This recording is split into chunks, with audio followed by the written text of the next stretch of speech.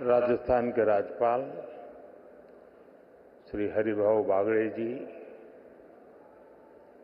यहाँ के लोकप्रिय मुख्यमंत्री श्री भजनलाल जी शर्मा, राजस्थान सरकार के मंत्रीगण, सांसदगण, विधायकगण, इंडस्ट्री के साथी, विभिन्न एम्बेसडर्स, दूतावासों के प्रतिनिधि, अन्य महानुभाव, देवी और सज्जनों,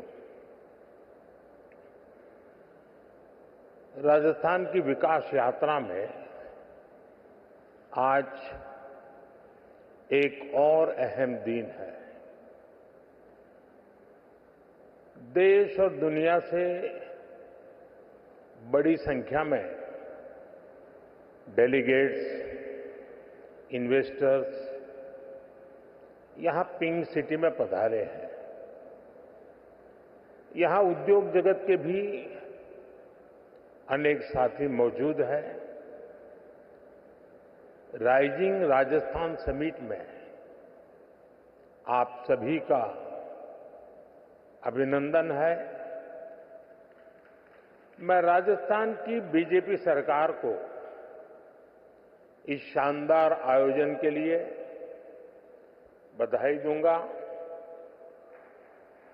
साथियों, आज दुनिया का हर एक्सपर्ट, हर इन्वेस्टर भारत को लेकर बहुत ही उत्साहित है। रिफॉर्म, परफॉर्म, ट्रांसफॉर्म के मंत्र पर चलते हुए भारत ने जो विकास किया है वो हर क्षेत्र में नजर आता है। आजादी के बाद के 7 दशक में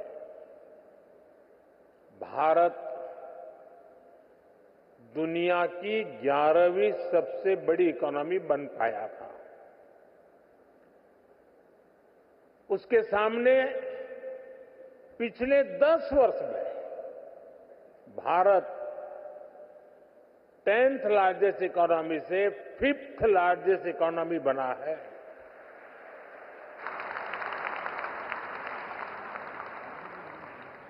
बीते 10 वर्षों में भारत ने अपनी इकोनॉमी की साइज करीब डबल किया है।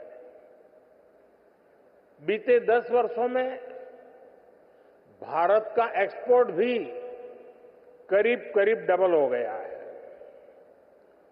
2014 से पहले के दशक की तुलना में बीते दशक में एफडीआई भी 2 गुना से अधिक हुआ है।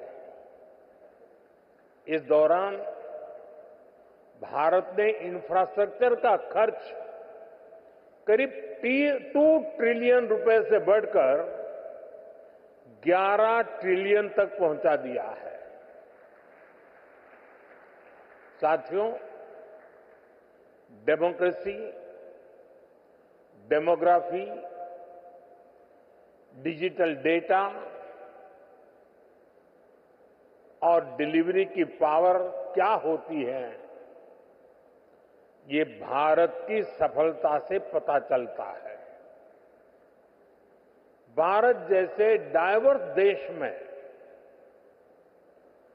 डेमोक्रेसी इतनी फल फूल रही है,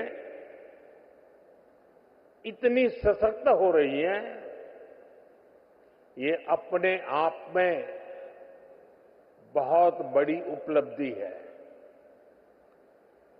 डेमोक्रेटिक रहते हुए मानवता का कल्याण, ये भारत की फिलॉसफी के कोर में है।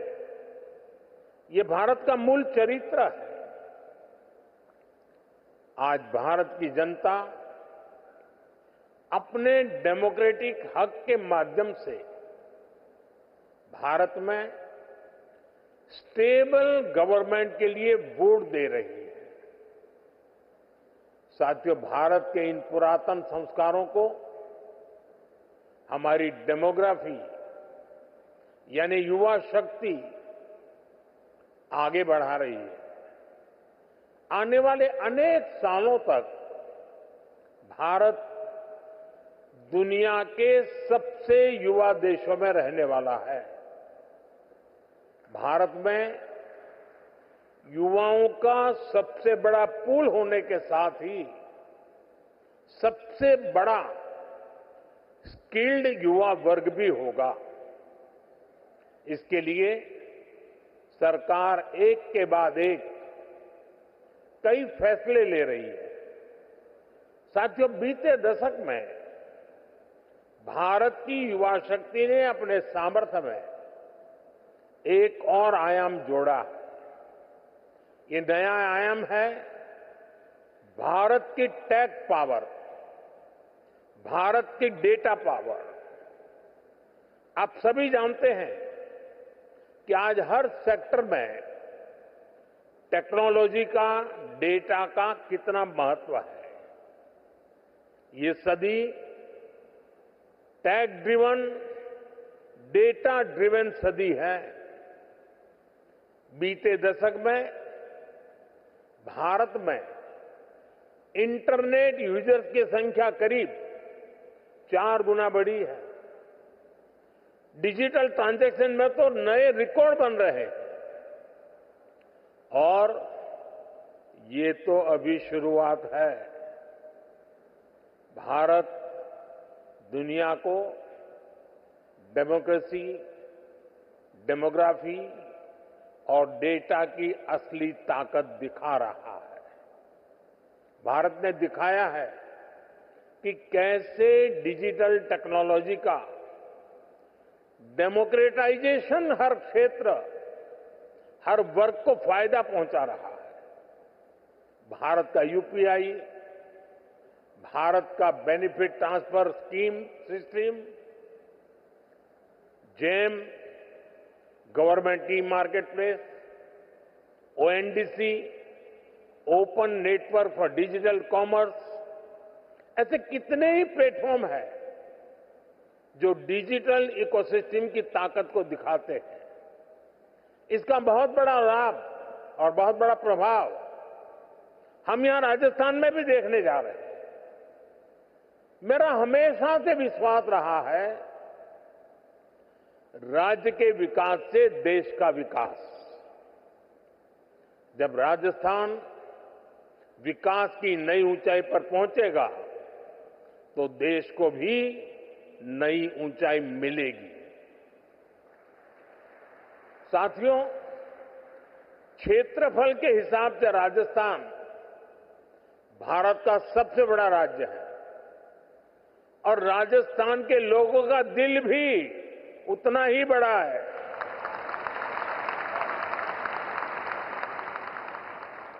यहां के लोगों का परिश्रम, उनकी ईमानदारी, कठिन से कठिन लक्ष्य को पाने की इच्छा शक्ति, राष्ट्र प्रथम को सर्वोपरि रखने की भावना,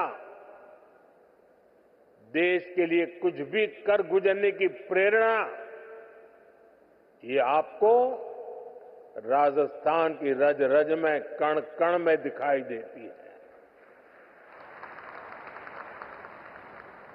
आजादी के बाद की सरकारों की प्राथमिकता ना देश का विकास था और ना ही देश की विरासत। इसका बहुत बड़ा राजस्थान नुकसान उठा चुका है।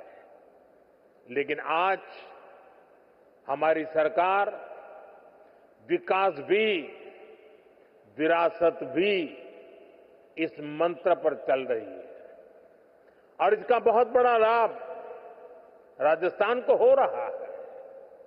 साथियों, राजस्थान राइजिंग तो है ही, रिलायबल भी है।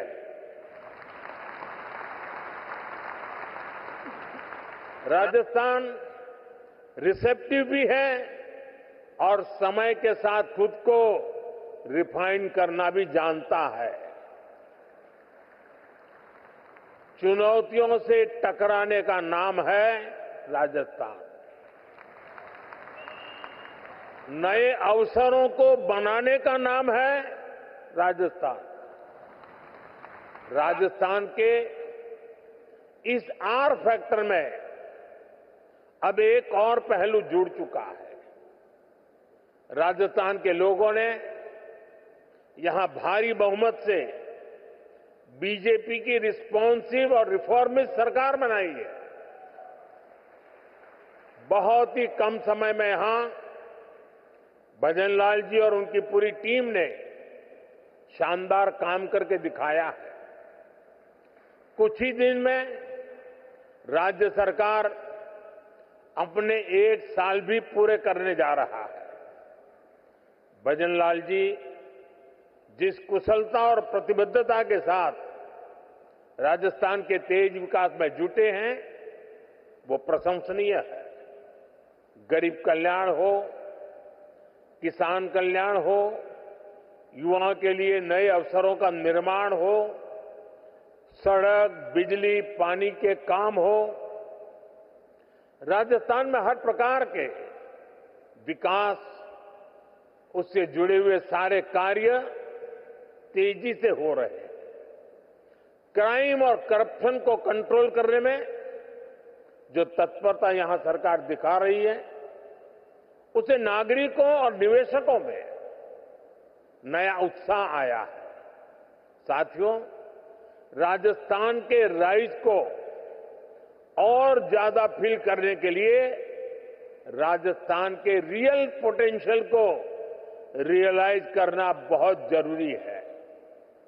राजस्थान के पास नेचुरल रिसोर्सेज का भंडार है। राजस्थान के पास आधुनिक कनेक्टिविटी का नेटवर्क है। एक समृद्ध विरासत है, एक बहुत बड़ा लैंडमास है और बहुत ही समर्थ युवा शक्ति भी है। यानी रोड से लेकर रेलवे तक, हॉस्पिटैलिटी से हैंडीक्राफ्ट तक, फार्म से लेकर फोर्ट तक राजस्थान के पास बहुत कुछ है। राजस्थान का ये सामर्थ्य राज्य को इन्वेस्टमेंट के लिए बहुत ही एट्रैक्टिव डेस्टिनेशन बनाता है। राजस्थान की एक और विशेषता है, राजस्थान में सीखने का गुण है, अपना सामर्थ्य बढ़ाने का गुण है। और इसलिए तो अब यहां रेतीले धोरों में भी पेड़ फलों से लद रहे हैं। जैतून और जैट्रोपा की खेती का काम बढ़ रहा है। जयपुर की ब्लू पॉटरी, प्रतापगढ़ की थेवा ज्वेलरी और भीलवाड़ा का टेक्सटाइल इनोवेशन, इनकी अलग ही शान है। मकराना के मार्बल और कोटा डोरिया की पूरी दुनिया में पहचान है। नागौर के पान मेथी की खुशबू भी निराली है। और आज की बीजेपी सरकार हर जिले के सामर्थ्य को पहचानते हुए काम कर रही है। साथियों, आप भी जानते हैं, भारत के खनिज भंडार का बहुत बड़ा हिस्सा राजस्थान में है। यहां zinc, lead, copper, marble, limestone, granite, potash जैसे अनेक मिनरल्स के भंडार है।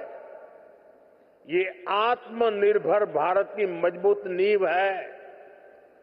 राजस्थान भारत की एनर्जी सिक्योरिटी में बहुत बड़ा कंट्रीब्यूटर है।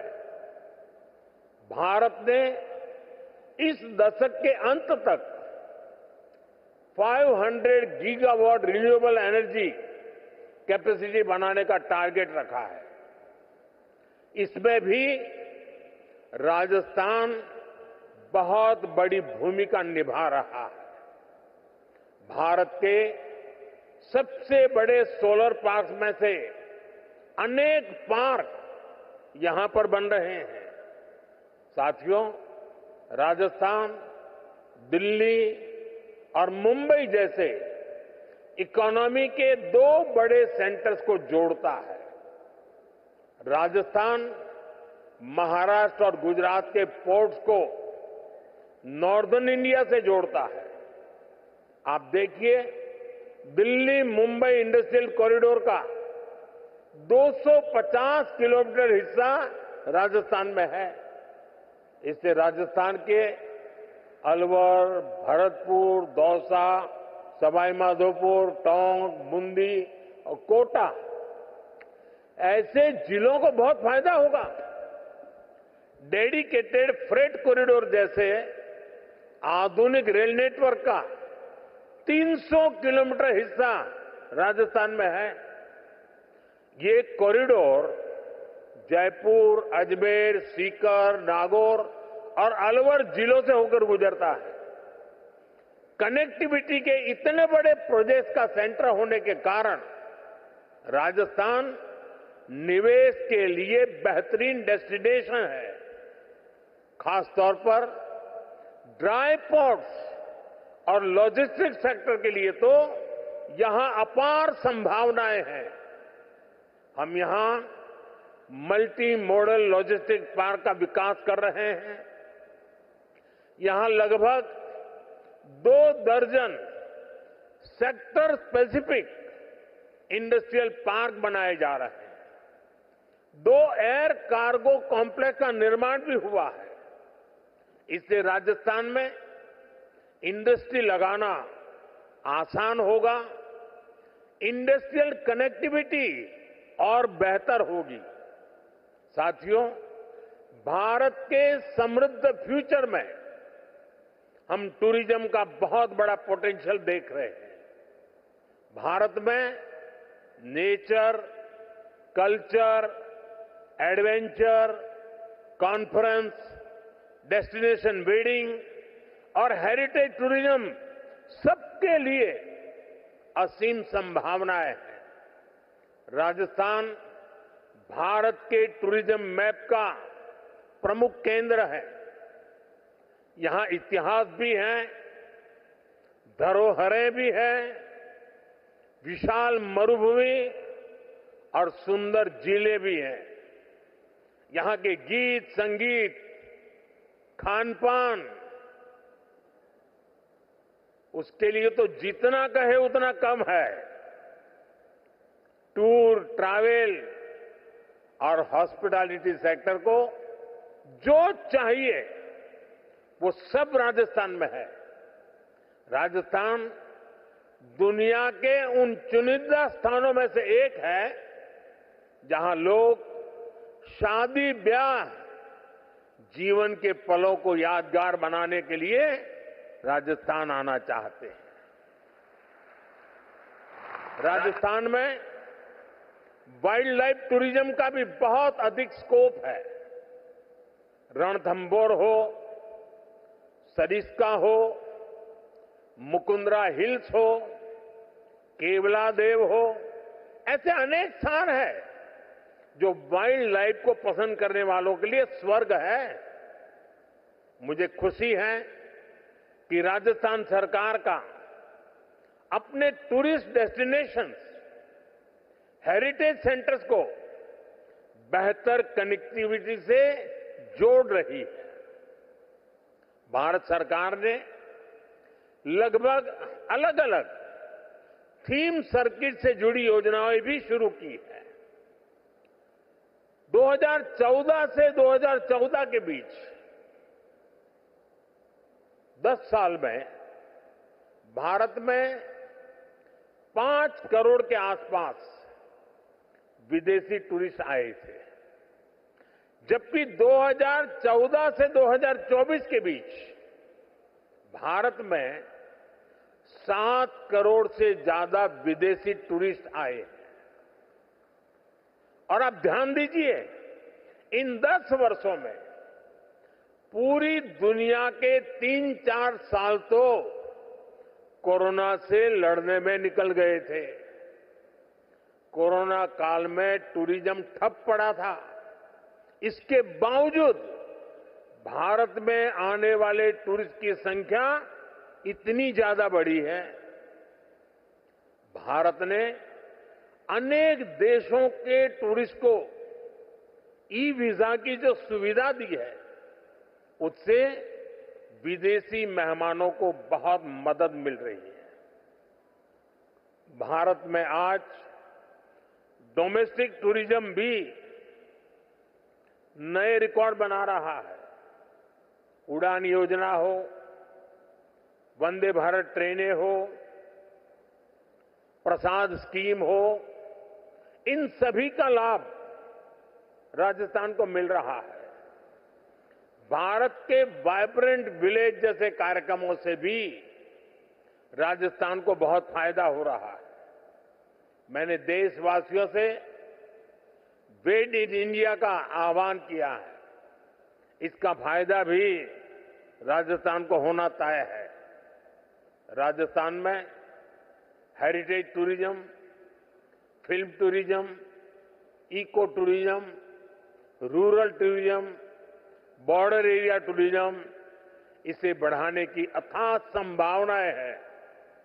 इन क्षेत्रों में आपका निवेश राजस्थान के टूरिज्म सेक्टर को ताकत देगा और आपका बिजनेस भी बढ़ाएगा।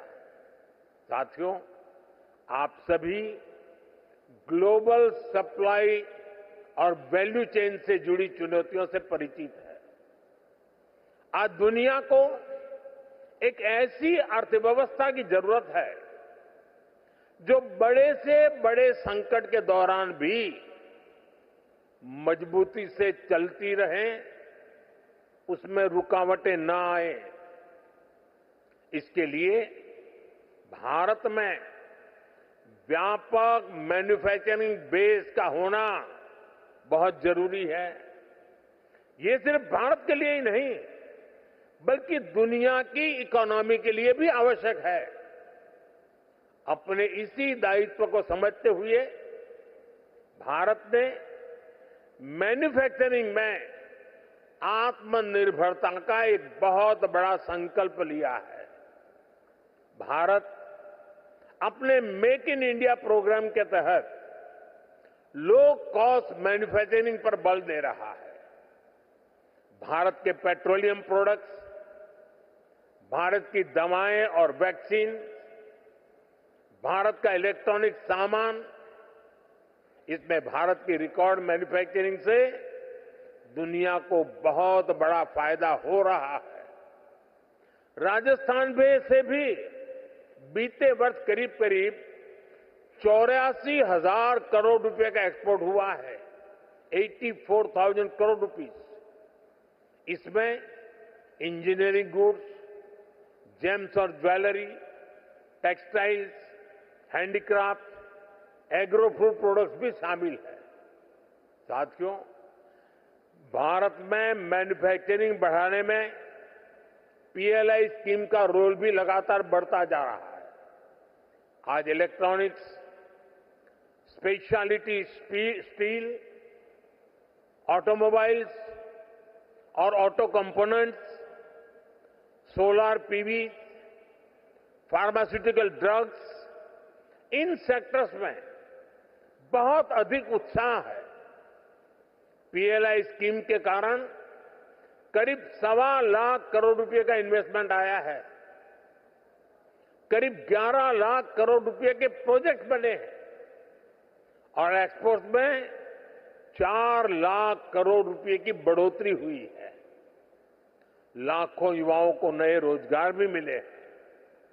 यहां राजस्थान में भी ऑटोमोटिव और ऑटो कंपोनेंट इंडस्ट्री का अच्छा बेस तैयार हो चुका है। यहां इलेक्ट्रिक व्हीकल मैन्युफैक्चरिंग के लिए बहुत संभावनाएं हैं। इलेक्ट्रॉनिक्स मैन्युफैक्चरिंग के लिए भी जो जरूरी इंफ्रास्ट्रक्चर की जरूरत है, वो भी राजस्थान में उपलब्ध है। मैं सभी निवेशकों से आग्रह करूंगा, इन्वेस्टर से आग्रह करूंगा, राजस्थान के मैन्युफैक्चरिंग पोटेंशियल को भी जरूर एक्सप्लोर करें। साथियों, राइजिंग राजस्थान की बहुत बड़ी ताकत है एमएसएमईज। एमएसएमई के मामले में राजस्थान भारत के टॉप 5 राज्यों में से एक है। यहां इस समिट में एमएसएमई पर अलग से एक कॉन्क्लेव भी होने जा रहा है। राजस्थान के 27 लाख से ज्यादा छोटे और लघु उद्योगों में काम करने वाले 50 लाख से ज्यादा लोग राजस्थान के भाग्य को बदलने का सामर्थ्य रखते हैं। मुझे खुशी है कि राजस्थान में नई सरकार बनते ही कुछ ही समय में नई एमएसएमई पॉलिसी लेकर आ गई।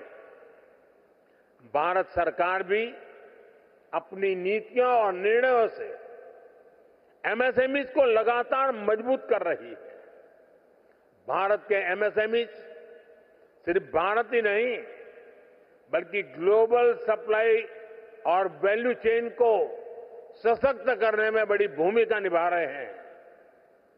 हमने कोरोना के दौरान देखा जब दुनिया में फार्मा से जुड़ी सप्लाई चेन क्राइसिस में आ गई तो भारत के फार्मा सेक्टर ने दुनिया की मदद की। ये इसलिए संभव हुआ क्योंकि भारत का फार्मा सेक्टर बहुत मजबूत है। ऐसे ही हमें भारत को बाकी प्रोडक्ट्स की मैन्युफैक्चरिंग का बहुत स्ट्रांग बेस बनाना है और इसमें हमारे एमएसएमई का बड़ा रोल होने जा रहा है। साथियों, हमारी सरकार ने एमएसएमई की परिभाषा बदली है ताकि उन्हें ग्रोथ के और अधिक अवसर मिल सके। केंद्र सरकार ने करीब 5 करोड़ एमएसएमई को फॉर्मल इकोनॉमी से जोड़ा है। इससे इन उद्योगों के लिए एक्सेस टू क्रेडिट आसान हुआ है। हमने एक क्रेडिट गारंटी लिंक्स स्कीम भी चलाई है। इसके तहत छोटे उद्योगों को करीब 7 लाख करोड़ रुपए की मदद दी गई है। बीते दशक में एमएसएमई के लिए क्रेडिट फ्लो 2 गुना से अधिक बढ़ चुका है। साल 2014 में जहां ये करीब 10 लाख करोड़ रुपए होता था, आज ये 22 लाख करोड़ रुपए से ऊपर जा चुका है। इसका राजस्थान भी बहुत बड़ा लाभार्थी रहा है। एमएसएमई की ये बढ़ती ताकत राजस्थान के विकास को एक नई ऊंचाई पर ले जाएगी। साथियों, हम आत्मनिर्भर भारत के नए सफर पर चल चुके हैं। आत्मनिर्भर भारत का अभियान, ये विजन ग्लोबल है और उसका